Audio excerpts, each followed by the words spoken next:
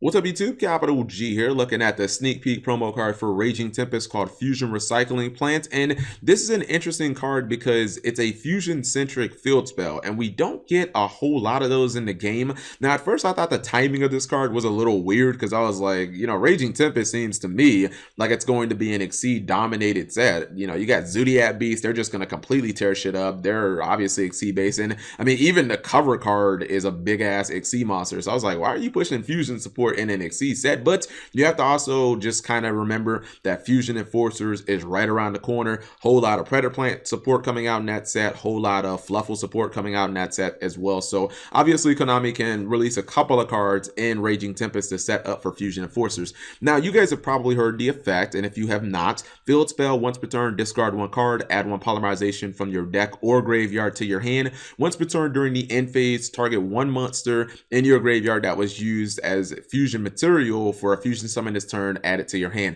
To me, this card is good, but it really could have been amazing by, like, if Konami had just shifted it a little bit. Like, if they just changed it a tad, this card could have been so ridiculously good. All they really had to do was just, instead of adding the card back from your graveyard to your hand during the end phase, just make it during, like, main phase 1. The reason that I say that, it should be pretty much obvious for anybody who plays fusion decks. Like, you guys all know, this card is a little bit of Fusion Sage kind of meets Fusion Recovery. It's kind of like mixed into one card, essentially, into a field spell that you can use over and over and over again, as long as it obviously stays face up on the field. But the reason that I say it should have been during the main phase is because, like, decks like Fluffles and Lunar Lights, they're not interested in grind games. Like, they don't want to get resources back during the end phase. They want to get them in main phase 1 so that they can clearly use those cards to just, they can convert whatever that card is into potentially more raw damage. Like, these are decks that want to OTK you. If you guys ever play like these really aggressive fusion decks, Preda Plants and stuff like that, like, they're not interested in turns 3, 4, 5 and shit. They're trying to kill your ass by turn 1 or turn 2. You guys know how it goes, and that's pretty much just the way that Konami designs fusion decks. They're meant to be aggressive. Even if you watch Arc V,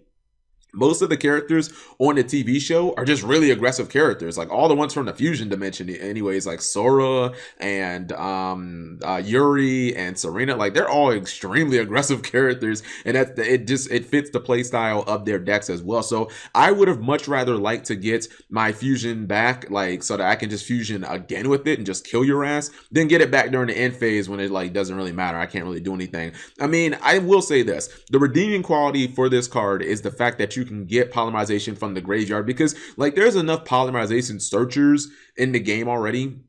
Every deck has, like, King of the Swamp, like Fluffles run that.